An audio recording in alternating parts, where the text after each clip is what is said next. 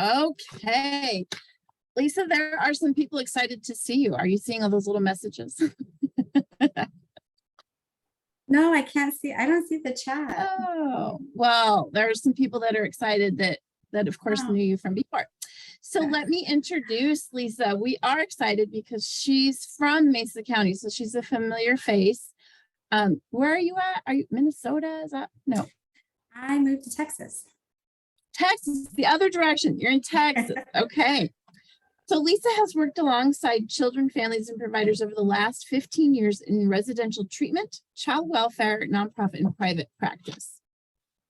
She is a licensed professional counselor, supervisor, approved clinical supervisor, registered play therapist, and infant mental health specialist. She admits to being a bit of a research nerd and a book hoarder. I can relate to that. She loves to playfully bring to life brain-based, neurobiologically informed principles to help children and caregivers increase awareness about how their brains and nervous systems have brilliantly adapted to help them cope and survive. So today she's going to talk to us a little bit about the child's perspective about reunification and what their little brains go through. Lisa, again, it is so good to see you. Thank you for, even after moving, still agreeing to do this. We're so glad you're here. The floor is yours. Of course, thank you, Kathy. Thank you for having me still. I miss Colorado and a lot of your faces and names. I was able to see the chat. It's so nice to see so many of you. I felt very honored that I was asked to speak. And then when Hannah shared with me the topic that they would like to have addressed, I got very excited, but there is also a part of me I have to share was a little nervous because this is a huge topic. Thinking about the child's perspective of reunification, covering even the pieces of attaching, transitioning, and reunifying in 45 minutes is a lot. So we are going to go over broad strokes for all of these. Because attachment colors the way we experience and perceive the world, our attachment strategies are going to impact how we give and receive care during times of transition, particularly one as big as reunification. Because this is such a huge topic and it's so important to everyone on this call, to the children that we serve, I wanted to give a couple of caveats. So I'm not going to be able to do this justice in a small amount of time. Attachment transitions and reunifications, they have such small interlocking pieces. I'm going to try to focus on the child's experience today, specifically early childhood years, to narrow down the scope, recognizing that I'm leaving a lot out of the whole process. I also want to acknowledge that the child welfare world is very nuanced. Things always have to be considered case by case. The favorite answer in the child welfare world is it depends, because most of these complexities and nuances, I'm going to stay at more of a zoomed out 20,000 foot level for the next 45 minutes, because that's all we're able to do in the time. But I just want to recognize I've been in those meetings and those staffings and those court hearings, and they're so nuanced. So I'm going to try to kind of highlight both sides of things at a more zoomed out level. Really, my hope today is to plant seeds. Maybe you already know a lot about attachment, but maybe something new will resonate with you, or you'll even just find one or two small takeaways you might want to go and learn more about. You all have great skills and knowledge in what you do. And apparently Heather Forbes earlier talked about specific tools, which is wonderful because that's her area of expertise, and explicit tools are so beneficial. I'm going to do the opposite today. Instead of giving specific tools, I want to focus on the thinking behind the decisions that impact a child's experience. So the critical thinking that goes into those concurrent planning staffings or those intense transition planning meetings. I want to be a little bit of a devil's advocate, considering some different things from different angles. Lastly, please take care of yourselves. You all come with such a vast array of experience and knowledge and skills. So if parts of today are difficult for any reason, I hope you'll be able to step away, turn off your camera, do whatever you need to honor your own needs. So it's important to think about our own lens, our own experiences and thoughts and feelings as they color how we're perceiving things. Our brains are meaning-making machines. So when there's gaps, our brain fills it in. Let's think about the gaps you have in being a foster parent. or maybe even a provider, do you always know the reason for removal? Do you always know how parenting time is going? Do you get to see parents and children together during parenting time? Do you get to know the parent's history or even the child's history sometimes? Do you always know what's going on in even a childcare room or a school setting? There are so many gaps, and I know that you all repeatedly get told, and we repeatedly tell ourselves in the system, reunification is the primary goal over and over. And many of the people in the system really try to keep that at the forefront. And yet there are all these gaps that our brains are trying to fill in. So with this picture, for example, one person might see a baby cooing and playing and being excited in play. And for another caregiver, they might see something completely different. Same situation, same picture, but our lens is just so different. Circle of Security calls this shark music. As caregivers, your brain is trying to fill in those gaps, and it's so functional. We can be thankful for that, because if you can figure out what's going on for the child in your care, or your own child, then you can respond. So when our children are struggling, we're detectives trying to figure out the meaning for them so that we can support the need. So I'm sure I have a lot of TBRIers in here, basically that we have to see the need to meet it. So what I'm hoping today is I'll give you little nuggets to consider as possibilities when you catch your brain on autopilot trying to fill in the gaps. Sometimes it is that the child has a fear response to a caregiver who is not emotionally safe, and the child doesn't feel that felt safety. Sometimes it is that the caregiver is not emotionally available to the child, and that's highly dysregulating, and there is a direct connection there. And could it possibly be something else in addition to that, or something else instead? So just to think to yourselves for a moment, what is your why? And as a foster parent, a kinship parent, maybe just as any parent or a provider, why did you choose this? Why did you begin this? What were your hopes and expectations? Were you hoping to add to your family? Did you feel led or calling? Did you have your own family of origin or childhood experiences that maybe impacted your decision that led you here today? And then when you identify that why, and maybe you already have it, I'm sure you put a lot of thought into this throughout your own experiences. What's the value behind your why? Is it faith? Is it family? Is it connection? Is it being in service? And we'll come back to this at the end.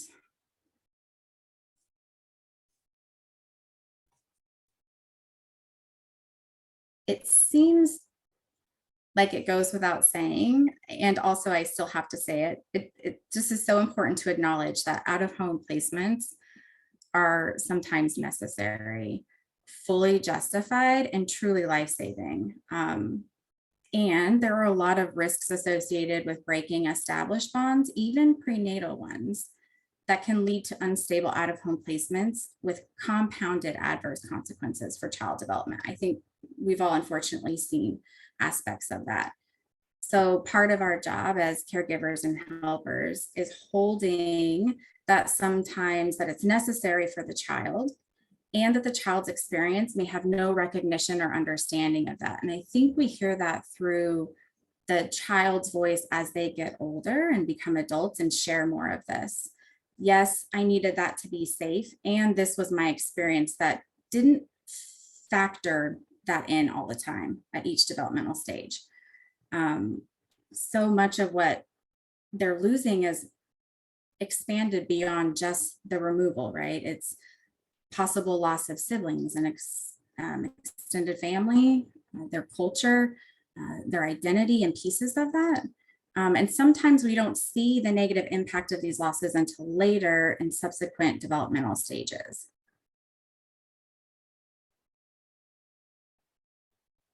I think many of you probably already know, and if you don't, I'll share. I consider myself an attachment-based therapist. I love attachment. I truly believe it's the foundation to infant and early child mental health, to healthy relationships, social emotional development, and lifespan development. And I recognize it's not the whole story. There is a lot of controversy around using attachment in family court decision-making, which is why we're going to talk about it more today, the pros and the cons, the things to consider and the things to be cautious about. The differing opinions in the field on how useful the attachment research is, particularly in child welfare and family court.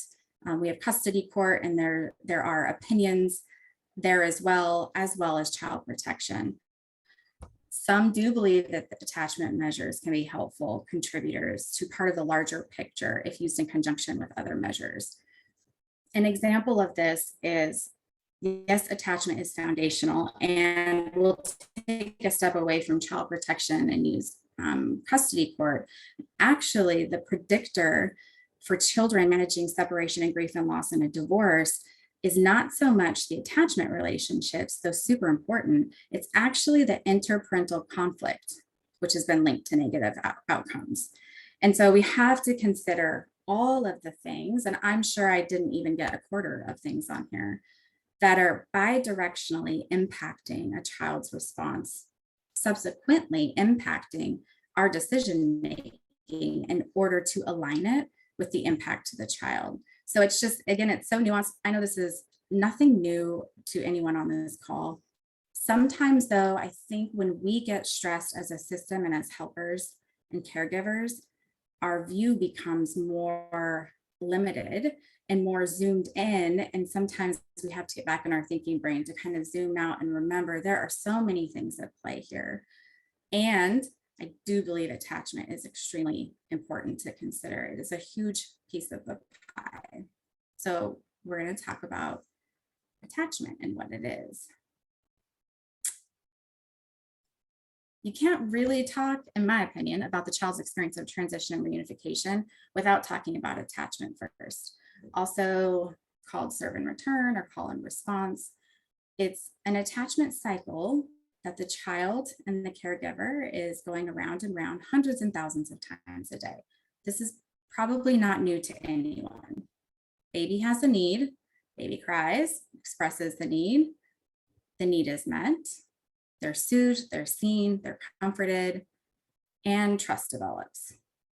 And over and over and over, hundreds and thousands of times a day, it's really fun to go to the park and watch this circle out and in as kids do it of all ages, and how they do it differently at different stages. I don't know, I find that fun. It's amusing to me to see how often it's happening over and over, which leads to kind of a pattern or a dance between the child and caregiver. Interestingly, I think oftentimes we think about a child's attachment quality as a direct mirror image of their caregiver's sensitivity, which actually might, I think, lead into some of caregiver blame and shame, self-blame and shame around, if my child is doing X, that's a reflection of me. It's kind of that phenomena. But it's really not. Again, if you think about the previous slide, there are so many factors that go into where a child is at in their response, and also where the caregiver. You can have a highly attuned, responsive caregiver who is maybe stressed at work, or maybe going through their own grief and loss. Maybe their parent passed away, or maybe they are just trying to unwind from a long day and they're on their phone and they are not emotionally available. There are so many things that go into this. So it's, while again, it's very important, it doesn't necessarily mean A leads to B or the other way around. Also, the biologically based components, the disposition of the child, their temperament, their neurodiversity, all of those, their sensory needs really impact the ability to go around this cycle in a way that, wouldn't we just love if every single time it looked like this? We were just like this. It's not possible to be on that much. Not to mention, we wouldn't want that because so much of the relationship building and brain building is actually in the repair. So rupture is good for us because so much of that is in the repair. It's not exactly a direct reflection. The other caveat of that is that attachment and bonding aren't the same thing. Sometimes we say those things interchangeably.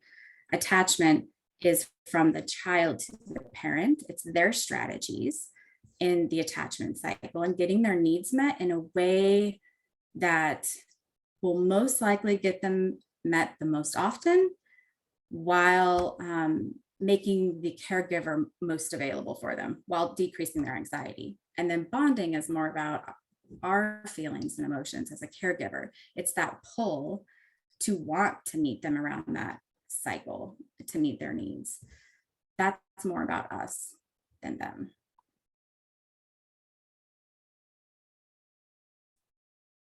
So here's our circle of security graphic. I imagine many of you have seen it. If you haven't, circle of security is amazing. This shows us the cycle in kind of a more nuanced way. So hundreds and thousands of times a day, your child is using you as a secure base. Your hands on the circle allows them to go out on the circle, to explore their environment, to learn, to play, to grow, to make friends, and coming in on the circle to feel protected and comforted and soothed and seen, to feel delighted in unconditionally, and to have their feelings organized, to have their world make meaning of, because they have all the gaps as well, just like we do. Their brains are making sense the best way they can, and they come in on the circle to have our help with that.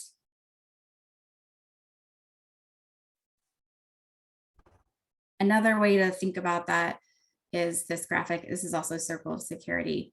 When our attachment system is activated, the exploration system goes down. So we're either on the top of the circle or we're on the bottom. Now it might be cycling rapidly, but really we're one or the other.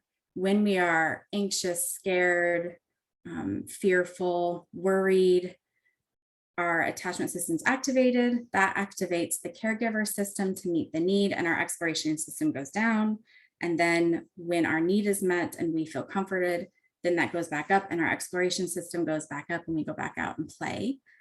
And all of this is biologically based. So it really is about survival. I think, of course, it's a relational construct, but it really is a survival mechanism. And also, I think the important thing here to think about is that it really has less to do with the other person and more to do with this biological response being activated in the child. So here's an example. If you've had a child in your care since birth, and let's say the GAL comes once a month or less for a home visit, when attachment starts to develop around 7 to 12 months, you'll see the activation system, the attachment activation system at play. You might see them cry, run to you, get shy, bury their head in your lap. There's nothing inherently wrong with the GAL. They're not necessarily scary or unsafe, but the child's attachment system is online now and activated. It's activated by that change, transition, stress. It's normal and healthy. We would want to see that. This has implications for parenting time because the system is going to get activated no matter what. It's going to happen. You are going to see this. It's normal for any sort of change in the environment, any sort of stress, regardless of that person's actual safety or ability to be responsive. We would expect to see this and want to see this. So sometimes I think we should be considering this. It would be good to consider this, the attunement and ability to be contingently responsive by the other caregiver. And we're still going to see this. We are going to see the attachments. So just the fact that a child is dysregulated around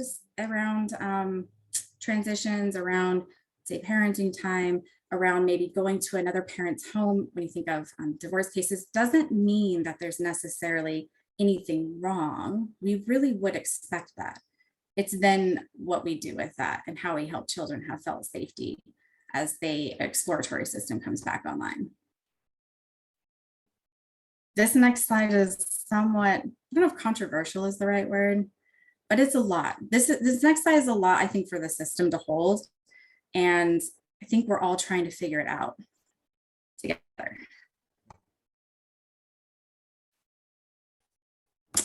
Little children and bio our first parents, oftentimes, not never, because I've seen it happen, it's just very rare and challenging, often cannot form a secure attachment based on a limited time together during a week. It's the caregivers who are able to be with the child, with whom the child will form secure attachments. And I think we all know this. In theory, we understand this. It's the caregivers who are waking up in the morning and doing morning routine and transition with kids and supporting them through that. It's the caregivers who are waking up in the middle of the night and rocking the child back to sleep, who are fixing meals for kids, who are getting up in the middle of the night, who are helping them with sick time and comforting them when they're ill or when they're hurt. It's all of these little moments, these innumerable and cumulative instances of sensitive and responsive caregiving that develop attachment relationships.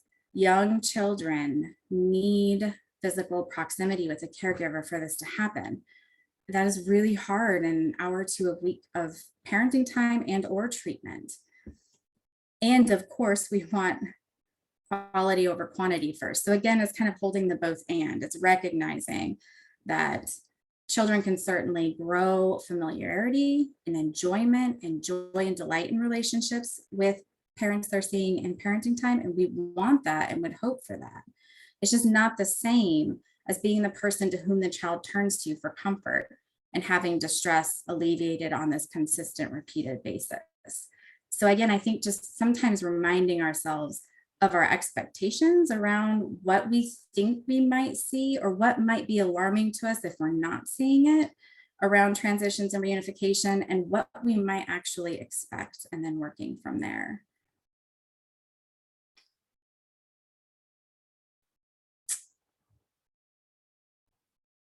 Attachment is tricky to assess.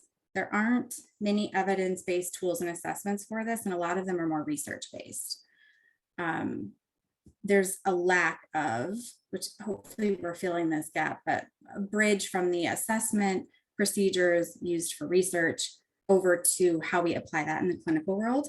And I thought this was just maybe a side note example of that. You can actually have more predictability, better predictability as a therapist or a clinician assessing a child's attachment when the parent is pregnant than you can when you actually see the parent and child and observe them at 1 year. So I'm a huge proponent of assessing and considering attachment and weighing the risk and benefit to the impact on the child. I think this has always been a reminder for me that we just have to be cautious how much weight we're putting on it. The research says a clinician assessing attachment at that year mark can assess it reliably about 50% of the time. You can actually predict attachment when the mother is pregnant by giving her an attachment interview with 75% predictability without baby even being here. And so it leads to multiple things to keep in mind, but I think we just have to be cautious about how we're labeling relationships and the weight that has on our decision making. Also, to the weight and decision making around how we support parents, right? Because if what we know is that a parent's mental state, mental representations, their attachment style is that predictive of the attachment with their child. So their treatment plan, making sure that we're supporting them in that ability to be emotionally available and reflective. When that doesn't happen, we have this attachment cycle. And, just a reminder that attachment issues it's not, I don't like to use attachment disorders. It's not within the child. Attachment issues are relational issues, and they are created through relation. So inconsistency leads to distress and anxiety. Baby cries, there is no one there to meet the need, and trust does not develop. More anxiety and anger does. And really, this is brilliant as it keeps a person ready to react to danger. However, they're constantly in a state of fight, flight, or freeze, and they're developing in the early years this way. And it really does impact brain functioning and the development of the child's nervous system. Using circle of security, there are there are 3 different ways the disrupted attachment cycle can play out. There's a struggle at the top of the circle where you can see one of the hands is off the circle. So this parent struggles with letting and promoting and being available for their child to go out on the circle. So the express need of the child, their experience is, I can't trust in your availability. I need you to attend to me all the time. These are the children that have a hard time calming down. They're more clingy. You see a lot of anger and anxiety, kind of that push and pull.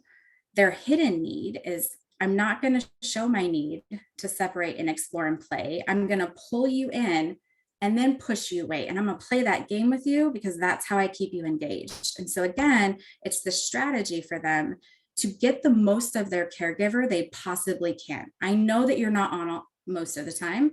So how am I going to work this so I can get you the most time I can? There we go. This often results from inconsistent caregiving. It can result sometimes from intrusive parenting. Some of those parents that I need you to need me. Also domestic violence, where maybe parents are in and out of states of safety and states of danger. And so sometimes they're available and sometimes they're not due to that.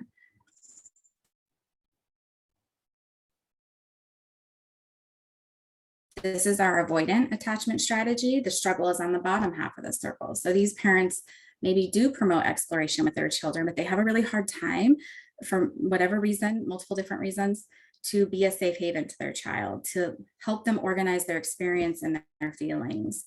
The child's experience of this is, I'm going to act like I want to explore and play, even when I actually need comfort. I'm not going to show you my need for comfort and reassurance, though. What we know in attachment research around this is these children actually have higher heart rates than the ones who are ambivalent, than the ones who are worked up and expressing their need and doing that push and pull.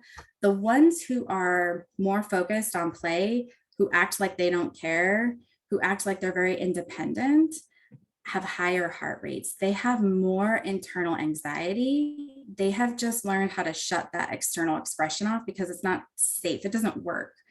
So their hidden need is, I'm going to do it by myself. I fear my need of you. I'm just going to push you away. I'm going to be independent. And these are usually more unresponsive caregivers.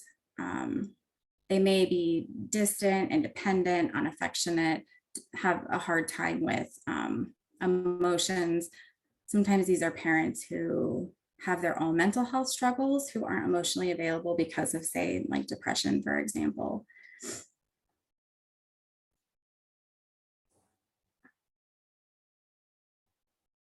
Many of us have insecure attachments and are just fine. I have to say this. I think oftentimes we talk about insecure attachments, and it's, again, how much do we weigh that in decision making? So insecure and insecure avoidant and insecure ambivalent attachments, while not ideal, lots of us have them, or have partners who have them, have children. I mean, we, for the most part, still functioning pretty well. Because it's an organized strategy, we're still able to get our needs met. We figured it out. That's what the strategy is about. We figured out how to get our needs met. So I have this picture up here to say it's similar to, in couples therapy, the pursuer and distancer dynamic. So if you have a dismissing adult attachment style and a preoccupied, they kind of do this dance of one pursues and one avoids and backs away. And oftentimes that's what people go into couples counseling for. However, they're still organized, predictable strategies. So if you have someone in your life who has, say, a dismissive style attachment, you might even have your own strategies. Maybe it's a partner, maybe it's a parent that you know what they have the capacity to hold for you. And so you probably don't go to them with everything. You're probably not going and, diarrhea mouth all of your issues and concerns because you know what their capacity is for. So we do learn to function with these. And another way to think about that is our secure attachments are like anchors. The fear is danger. That's what we want. You should fear danger. It keeps you alive. The avoidant, the island, fears closeness. The ambivalent strategy, the wave, fears separation. And then the disorganized attachment style fears the caregiver. So these are the hands on the circle. No hands on the circle. The child is running around. There's no one to help them organize their experience. The express need is, I will not need you. Needing you is dangerous. I can't explore the world. I can't seek comfort. I'm too busy checking if I'm safe. It's an irresolvable paradox that occurs when the parent is both the source of the child's fear and the source of the child's safety. And it leaves them chronically afraid and on the verge of emotional and behavioral out of control, diminished capacities. It's not always the parent figure is experienced as scary. I like to mention that it's also if they're frightened. So with domestic violence, if there is a caregiver who is also frightened for their own safety, you may see this because they're not emotionally available. They're also in survival mode. About 50 to 75%, the research varies, are disorganized attachment entering the child welfare system. So there is a large percentage. We are dealing with this often, which is why we are so thankful for treatment for parents, for foster and resource parents who give these corrective emotional experiences, the hope being to shift to a more organized strategy to help them learn that there is a way of getting your needs met that is healthier through experience.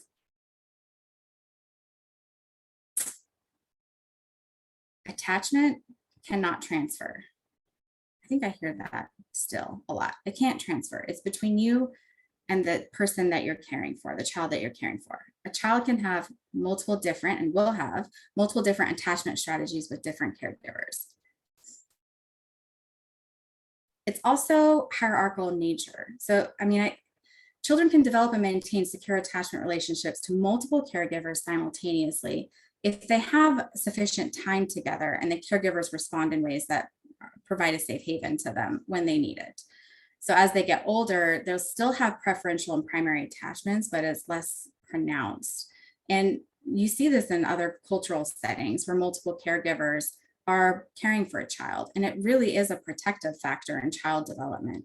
You have grandparents, you might have blended families, step families, you might have nannies, babysitters, your child care settings. Children are cared for by multiple people. This can be a protective factor. We see this in homes that experience divorce, where maybe new step parents come in the picture. Think about all the people you use as a safe haven, going back to the child's experience. If you think about your top 3 people you use as a safe haven now, are those 3 always available physically and emotionally? Because nobody can be turned on the whole time. So it benefits us to have multiple sources of safety so that our children can go to multiple different sources. Repeated separations and placements can result in intense ambivalence and increase the difficulty in maintaining and building relationships. That's true. I think this is often what we think about when we make these hard decisions. A secure attachment is a child's primary defense from trauma. So we are kind of talking out of both sides of our mouth. It's the one thing we don't want the child to lose, say with a foster parent when we're transitioning or reunifying. And it's because of that secure attachment that the child's going to be able to get through this. And it's because that secure attachment builds an internal working model. It builds a lens for the child that I am good enough. I am safe. I can trust people. I can trust the world. And because of that, it opens them up to caregiving in the future. And again, just looking at it on a spectrum instead of discrete sort of categories, children benefit greatly from relational repair because it can move it just a little bit, right? That's why we have treatment, relational repair. Their corrective emotional experience with caregivers can move them from disordered and to more secure and build their resilience, help them create more adaptive strategies. And because that's a back and forth thing, as soon as the other caregiver can show some contingent responsive and predictability, then you have a dance that can go back and forth that benefits the child. So the corrective emotional experience foster parents give children is so beneficial for their entire life, even in a classroom setting, when they go in and they have different experiences with peers as well as their teachers. The reason for this is that you are widening their window of tolerance, their ability to feel safe and calm and regulated and grounded. Probably when they come to you might be really, really small because they haven't had their attachment needs met around the circle. And so it's gotten smaller and smaller. Our window of tolerance is widened through relationship, through experiences. And so what you'll see is the accelerator, the parasympathetic system and sympathetic system of your nervous system going up and down. So if we're in a meeting and we're really upset by something someone says and we're getting activated, we can go outside and take a breath and it can come back down. Then something might happen, a decision made, we might feel ourselves get activated again. Then we call our safe haven person and we come back down. So we have the skills and experiences to help us pump the brakes on our nervous system.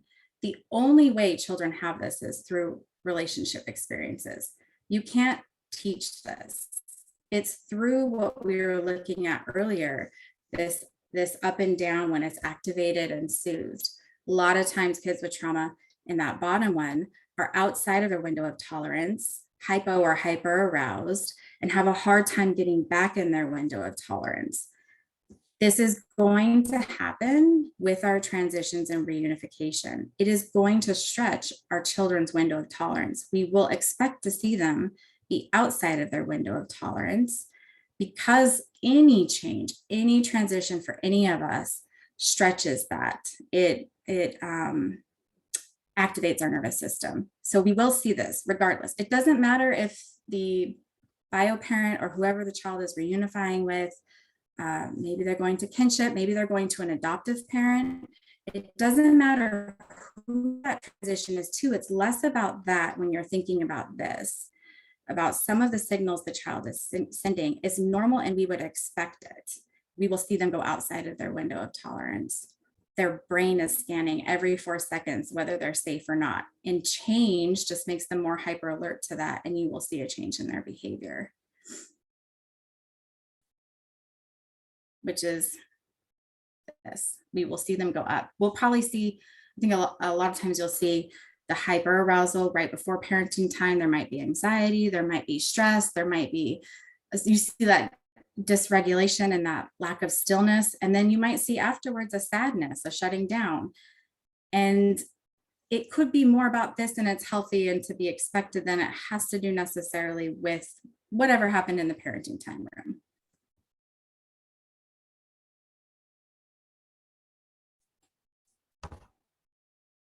Here is where our kids get stuck on and off. The only way back into the window is through co-regulation. The only way our kids can self-regulate is through co-regulation. All of this happens through the attachment cycle. And so when kids are in foster and kinship care with you, as they're preparing to reunify with family, you are literally widening their window of tolerance with all of the experiences you're giving them. So sometimes I hear, the sadness and the loss and the grief, and there's so much of that. And you don't just undo this by transitioning to adoptive care, to birth parents, to another foster home. This doesn't just become undone. It's not a skill to be learned that you use or don't use, or just because you're in a different situation, it's gone. The positive benefit of children in care, having foster parents widen their window of tolerance and meet their attachment needs, is such a buffer. It's such a protective factor.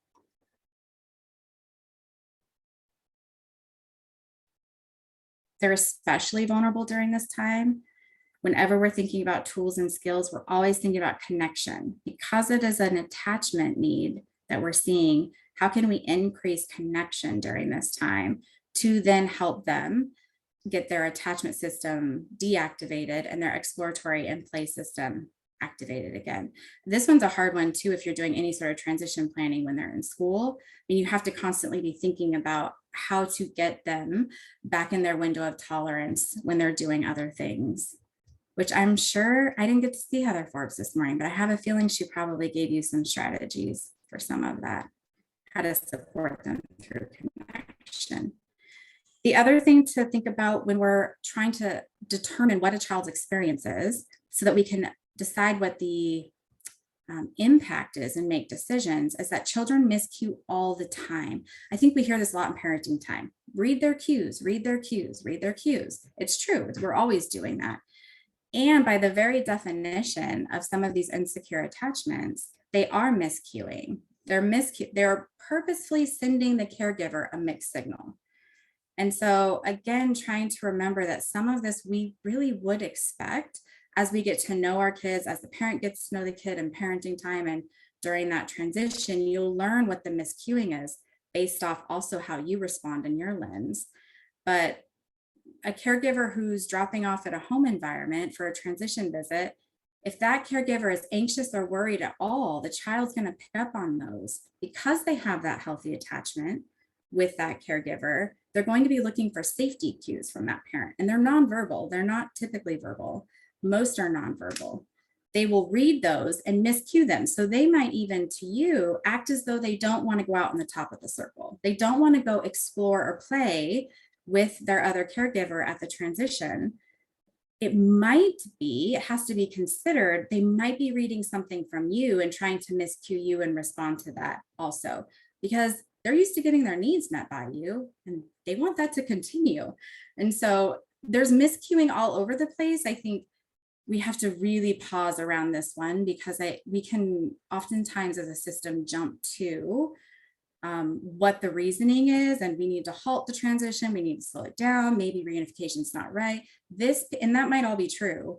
And this piece too, like why might the child actually be miscuing, and what's going on for them? What is their experience of that?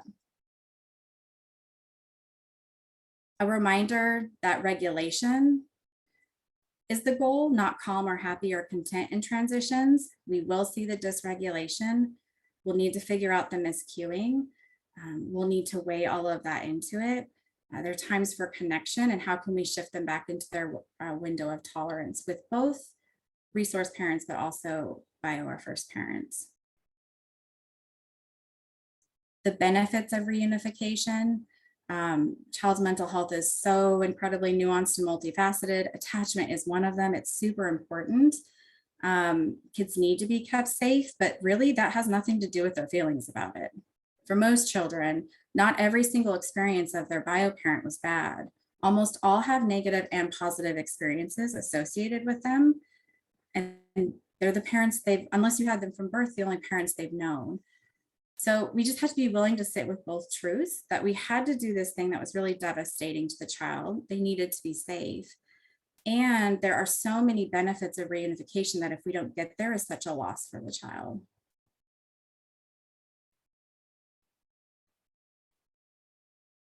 Our research shows that we have better outcomes. 0 to 3 is an infant and early childhood group that does research, advocacy, and policy making.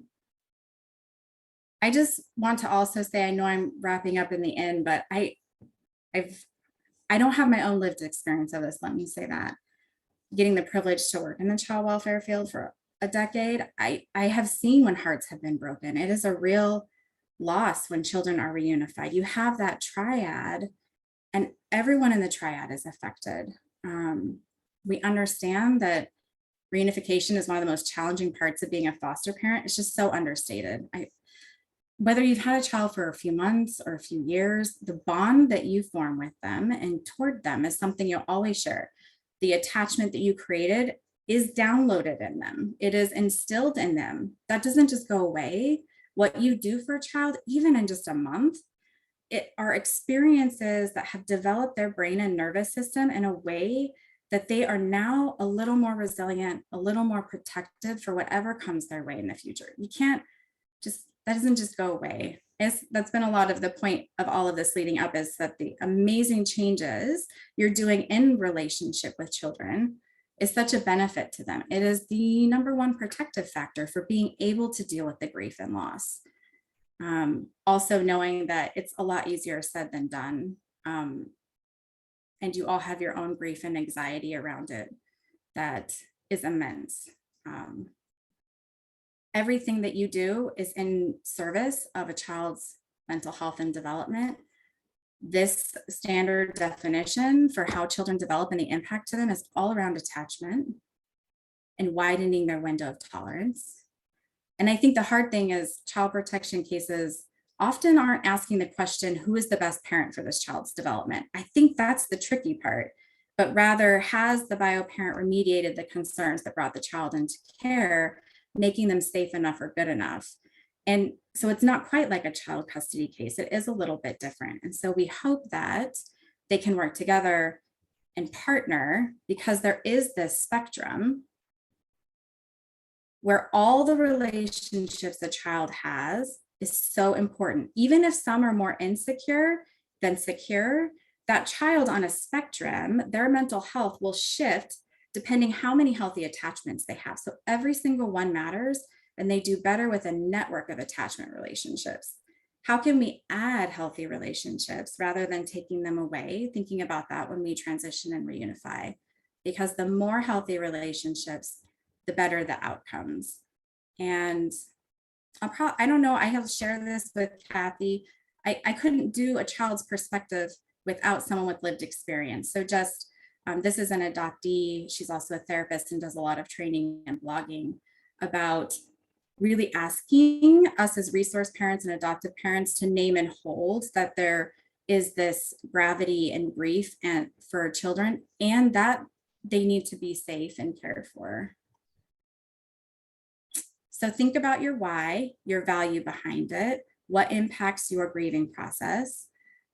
Just as our parents need support, so do you guys. Who is the hands on the circle for parents? Who is the hands on the circle for us as helpers as well?